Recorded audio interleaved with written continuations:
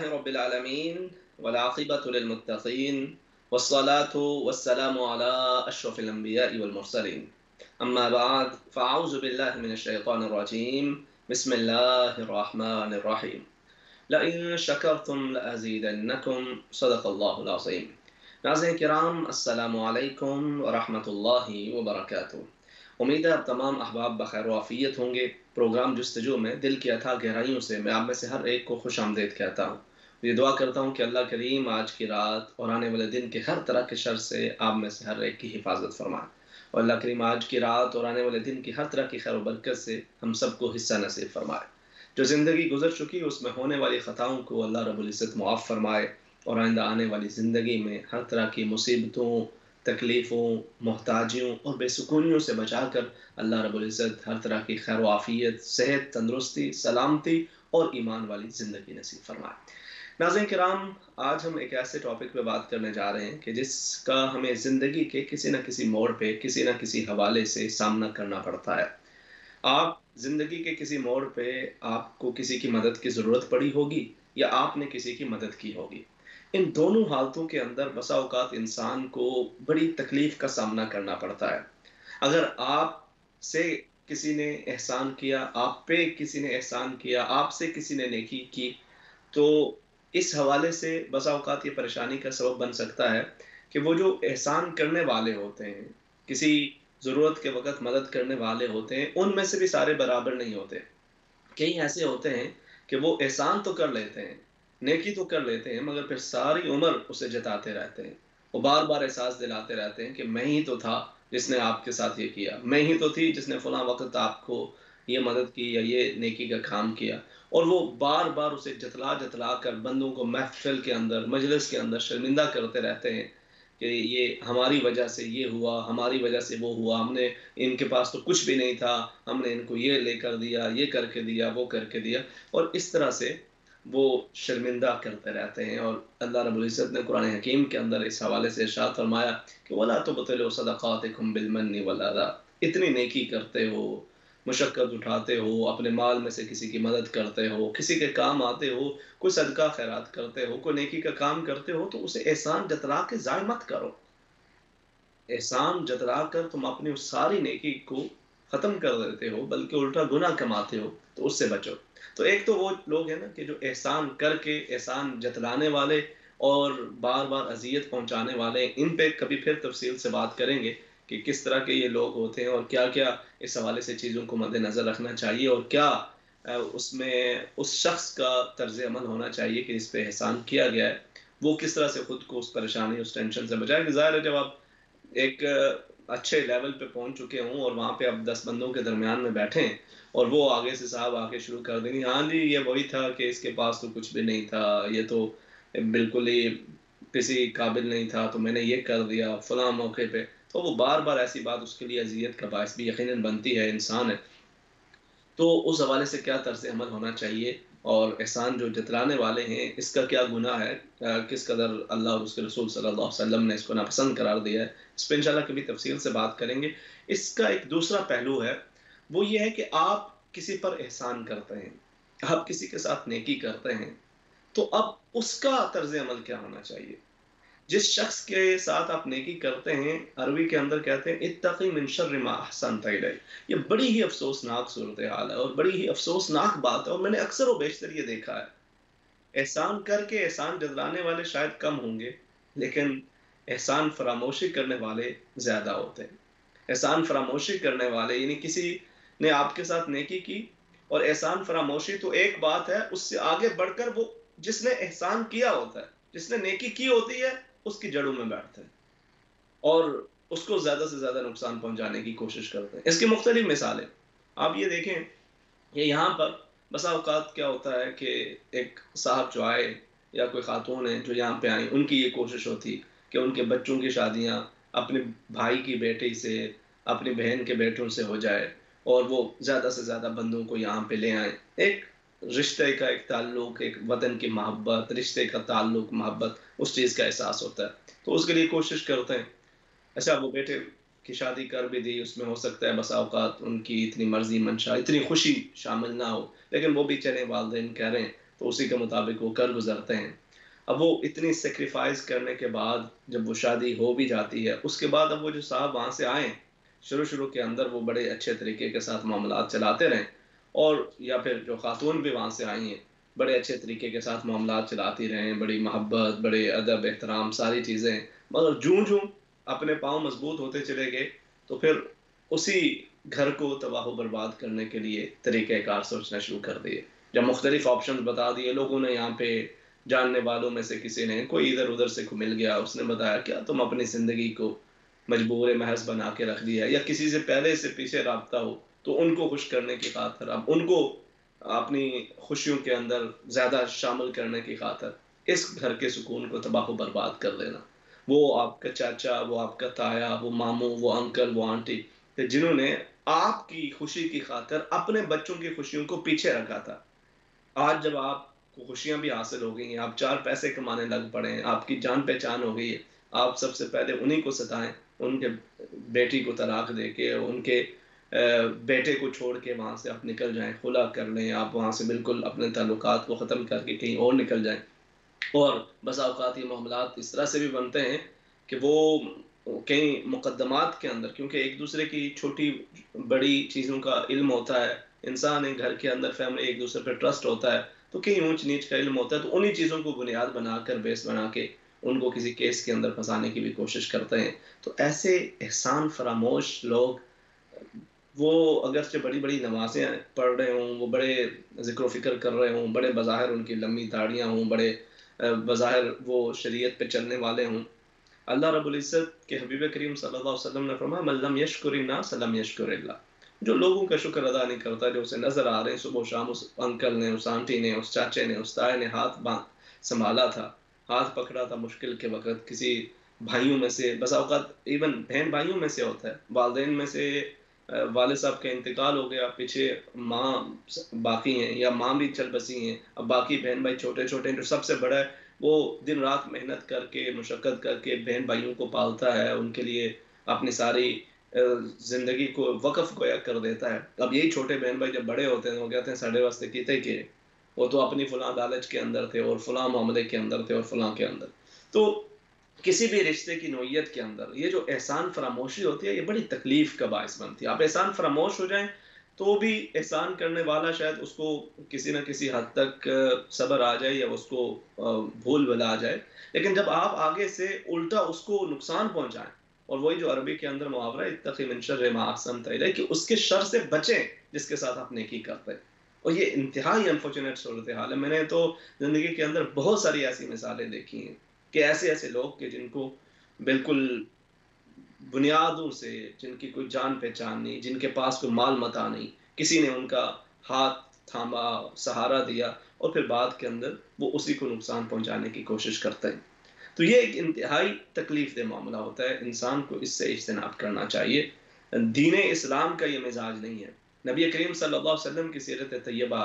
کے اندر آپ کو نظر آئے گا کہ وہ پہلے ساتھی، وہ پہلے صحابی، وہ پہلے ساتھی جنہوں نے پہلے دن سے آپ کے ساتھ کھڑے ہوئے اور دین کی خاطر قربانیاں دیں، وہ آخری روز تک نبی کریم صلی اللہ علیہ وسلم، وہ وقت ہے کہ جب مکہ مکرمہ کے اندر آپ تکالیف برداشت کر رہے ہیں، وہ آپ کے ساتھ جو کھڑے ہیں، تو جب آپ کو اللہ رب العزت نے اقتدار بھی عطا فرمایا، سلطنت مدینہ کا قیام ہو جاتا ہے، تب بھی آپ ان کا خیال بھی کرتے ہیں اور ان کی ان نیکیوں کو یاد بھی رکھتے ہیں۔ یہ ہے انسانی اخلاق،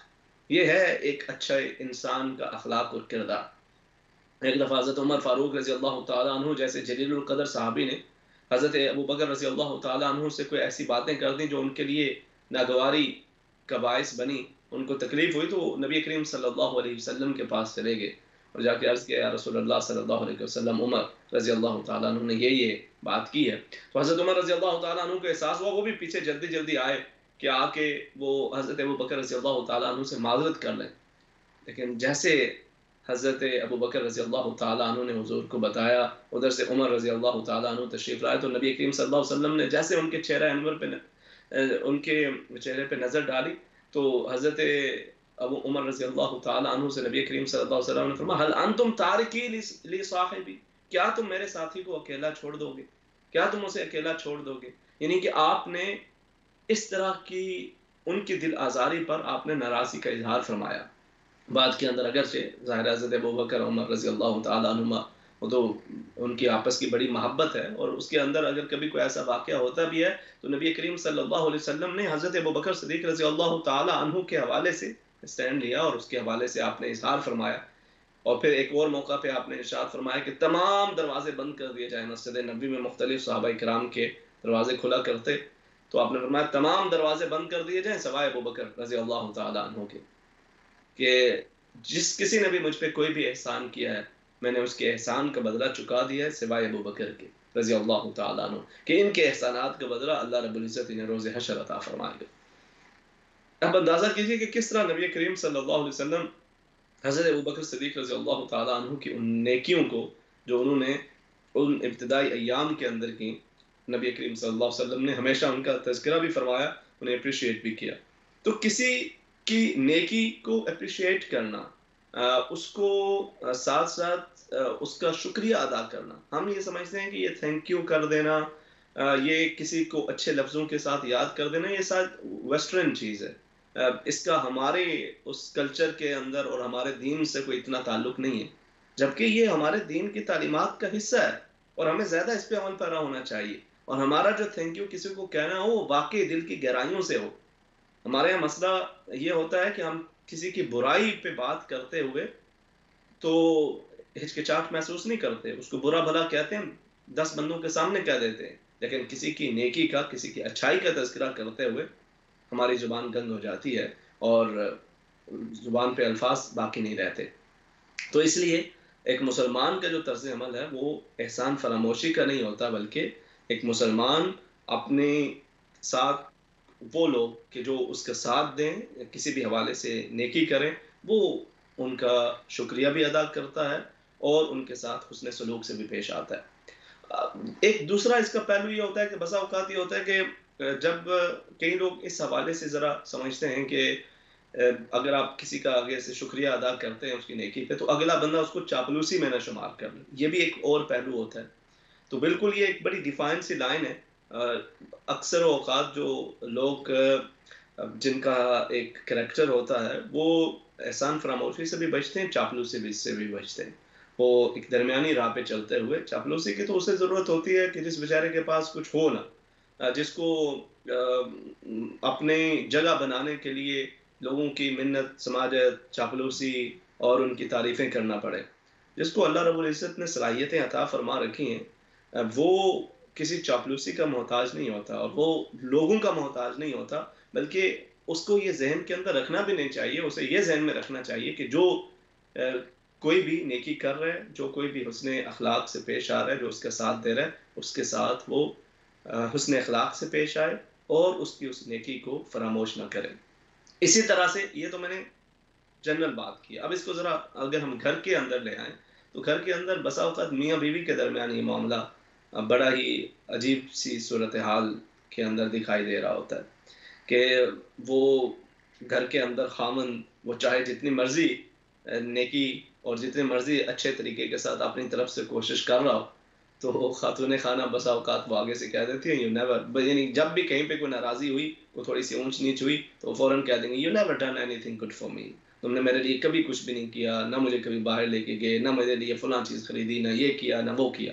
اور یا پھر خاتون وہ بیچاری ساری زندگی محنت کرتے کرتے اپنے خامند کے لیے ہر طرح کی قربانیاں بھی دے، گھر چلانے کے لیے ہر طرح کی قربانیاں دے، اور خامند صاحب کی زبان سے کبھی ایک اچھا جملہ بھی نہ نکل سکے اور وہ اس کو اپریشیٹ بھی نہ کرے کہ بھائی آپ تگو تو کریں. وہ یہ سمجھتے ہیں کہ میں جو گھر میں لا کے سامان پھینک رہا ہوں تو یہی میرے لیے کافی ہے، مجھے زبان سے کچھ کہنے کی ضرورت نہیں ہے. تو یہ غیر مناسب رویہ ہے. دل کے اندر احساس جو ہے، اور بسا اوقات ہوتے ہیں احساس، خامند کے لیے بھی بیوی کے لیے بھی دل کے اندر ایک دوسرے کے احساس موجود ہوتے ہیں، مگر ہم ان کو زبان سے ادا نہیں کرتے، ہم زبان سے اظہار کرنے کو معیوب سمجھتے ہیں، جبکہ یہ اچھی بات ہے، یہ رشتوں کو مضبوط کرنے کا ذریعہ بنتا ہے. یعنی جب ہم لڑائی کہیں پہ ہو جائے گی، کہ اونچ نیچ ہو جائے گی، اس میں تو سارے اگلے پچھلے چیزیں نکال کے باہر رکھ دینی ہے. تو اس کے ساتھ ساتھ جب اچھی حالت ہو، جب ایک دوسرے کے ساتھ کوئی اچھائی کر رہے ہیں، خامد کی طرف سے کوئی ایکسٹرا ہوتا ہے، کوئی بیوی کی طرف سے ہوتا ہے، تو اس کو اپریشیٹ کرنا اور اس کے اوپر اظہار تشکر کرنا یہ ایک دینی طرز عمل ہے، یہ ایک مسلمان کا طرز عمل ہونا چاہیے۔ ایسا نہ ہو کہ ایک خاوند وہ اپنی بیوی کے لیے ساری زندگی وہ قربانی دیتا رہے اور بیوی کو کبھی احساس نہ ہو، اس کے ذہن کے اندر کبھی خیال نہ آئے کہ اس کو اپریشیٹ کرے، وہ ہمیشہ نکتہ چینی کی طرف نظر رکھے، یا ایک بیوی ساری زندگی نیکی کرتی رہے اور وہ ساری زندگی قربانی دیتی رہے اور خاوند کہ اس گھر کی صفائی ستھرائی، اس کے بچوں کی لک آفٹر کرتے کرتے اس کی حیت بدل چکی ہے اور اس کی جوانی کا حسن ڈھل چکا ہے، اور اب اسے احساس ہوتا ہے کہ نہیں، اب مجھے کوئی نئی جگہ پہ شادی کرنی چاہیے جہاں پہ مجھے کوئی زیادہ خوبصورت کوئی لڑکی ملے گی، تو مجھے اب جا کے اس کو احساس ہو رہا ہے، وہ جس نے ساری زندگی ساتھ نبھایا ہے، ساری زندگی کے اندر اتار چڑھاؤ میں وہ ساتھ رہی ہے، اس نے ہر طرح کے حالات کے اندر آپ کے ساتھ کھڑی رہی ہے، اس کے ساتھ نا انصافی کا سلوک کرنا یہ غیر مناسب ہے۔ نبی کریم صلی اللہ علیہ وسلم کا طرز عمل اس حوالے سے بڑا ممتاز ہے۔ آقا کریم صلی اللہ علیہ وسلم نے حضرت خدیجہ الکبریٰ رضی اللہ تعالی عنہ کی نیکیوں کو کبھی فراموش نہیں کیا، اور ان کے احسانات کا اور ان کے حسن سلوک کا ہمیشہ سرعام تذکرہ کیا کرتے تھے۔ بلکہ ایک دفعہ حضرت خدیجہ الکبریٰ رضی اللہ تعالی عنہ کے حوالے سے حضرت عائشہ صدیقہ رضی اللہ تعالی عنہ نے عرض کیا کہ یا رسول اللہ صلی اللہ علیہ وسلم، یوں محسوس ہوتا ہے کہ بوڑھی خاتون، یعنی حضرت خدیجہ الکبریٰ رضی اللہ تعالی عنہ کی طرف نسبت کرتے ہوئے کہا ان کے سوا کوئی اور خاتون ہی نہیں اس دنیا کے اندر موجود کہ آپ انہی کا تذکرہ بار بار کرتے ہیں اور اتنی محبت کے ساتھ اور اتنا ان کا تذکرہ فرماتے رہتے ہیں۔ تو نبی کریم صلی اللہ علیہ وسلم نے ارشاد فرمایا کہ اے عائشہ رضی اللہ تعالی عنہ، خدیجہ اس وقت میرے ساتھ کھڑی تھی جب اور کوئی کھڑا نہیں تھا، اور خدیجہ اس وقت مجھ پہ ایمان لائی کہ جب اور کوئی ایمان لانے کے لیے تیار نہیں تھا، خدیجہ نے اس وقت مجھ پہ خرچ کیا جب اور کوئی خرچ کرنے کے لیے تیار نہیں تھا، رضی اللہ تعالی عنہ، اور پھر مجھے اللہ رب العزت نے ساری اولاد انہیں سے عطا فرمائی۔ تو یہ چیز بھی بڑی ایک ذہن کے اندر رکھنی چاہیے خاوند کو بھی اس حوالے سے کہ جو اسے اولاد، اس کے اندر یہ دیکھیں نا کہ جو نیکیوں کا، جن اچھائیوں کا تذکرہ نبی کریم صلی اللہ علیہ وسلم نے حضرت خدیجہ الکبریٰ رضی اللہ تعالی عنہ کے حوالے سے کیا، ان میں سے ایک یہ بھی ہے کہ وہ تمام جو اولاد اللہ رب العزت نے مجھے عطا فرمائی انہیں سے عطا کی۔ تو ایک خاوند کو اس چیز کا بھی احساس ذہن میں رکھنا چاہیے کہ اس کی اولاد کی جو ماں ہے وہ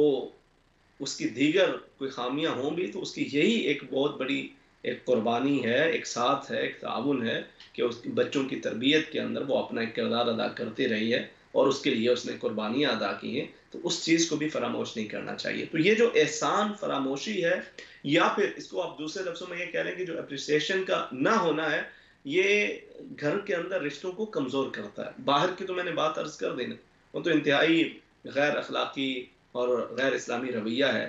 لیکن اس کے ساتھ ساتھ گھر کے اندر ہم بسا اوقات ان چیزوں کی ضرورت کو محسوس نہیں کر رہے ہوتے، جبکہ ان کی ضرورت بھی ہے اور یہ چیز رشتوں کو مضبوط بھی بناتی ہے۔ آپ جتنا ایک دوسرے کو اپریشیٹ کریں گے، آپ جتنا گھر کے اندر چھوٹی چھوٹی چیزوں پر بھی ایک دوسرے کے لیے تھینک یو کا اور ساتھ وہ دل سے اس کی چیز ہو، اس کو آپ اپنا معمول بنائیں گے، یہ چیز رشتوں کو خوبصورت بھی کرتی ہے، مضبوط بھی کرتی ہے۔ اور پھر اس سب سے آگے بڑھ کے ناظرین کرام، انشاءاللہ ہو سکتا ہے کہ چونکہ اب بالکل ہم اس کے اختتام پہ آگے ہیں، وقفے کی طرف بڑھ رہے ہیں، لیکن کل میں اس کو مزید کنٹینیو کر سکتا ہوں کہ ان تمام سے بڑھ کر جو سب سے بڑا احسان ہے، now many children have holidays from their schools, colleges, universities, you are at home, if you are listening، جو سب سے زیادہ آپ پہ جو ایک احسان ہوتا ہے، جس کا سب سے زیادہ آپ پہ حق ہوتا ہے، وہ آپ کے والدین کا حق ہوتا ہے، اور یہ سب سے بڑی احسان فراموشی ہے۔ میں بڑی معذرت کے ساتھ یہ لفظ کہہ رہا ہوں، ہو سکتا ہے کہ ظاہر ہے میں اس پہ ڈیٹیل پہ کل بات کروں گا، مختصراً بات کریں تو اس سے مس انڈرسٹینڈنگ بھی ہو سکتی ہے، بٹ آئی وڈ سے، اور انشاءاللہ will discuss later on with detail, کہ آپ کی سب سے بڑی اپنے والدین کے ساتھ احسان فراموشی یہ ہو سکتی ہے کہ 20-25 سال جن والدین نے آپ کے لیے قربانیاں دی ہیں، پالا پوسا ہے، آپ کو کوئی ایک لڑکی ملی، کوئی لڑکا ملا، اور اس نے آپ کو اس طرح سے آپ اس کی محبت کے اندر گم ہوئے کہ اپنے والدین کو ہی آپ نے فراموش کر دیا، آپ کے ذہن میں نہیں رہا، آپ 20-25 سال کی ان کی قربانی کو بھول کے اس کے ایک وقت کے وہ کپ آف ٹی کے لیے یا کپ آف کافی کے لیے اور ہینگ آؤٹ کے لیے آپ نے سب کچھ فراموش کر دیا، اور والدین کی نافرمانی یا ان کی دل آزاری کا سبب بنے اس پہ آپ، تو یہ بڑا غیر مناسب رویہ ہے۔ اس کے لیے کوشش یہ ہونی چاہیے کہ شادی یہ ایک بلیسنگز کا حصہ ہوتی ہے، تو آپ اس کو اس طرح سے کرنے کی کوشش کریں کہ والدین کی دعائیں بھی ساتھ شامل حال رہیں۔ اللہ رب العزت ہمیں احسان فراموشی سے بچائے.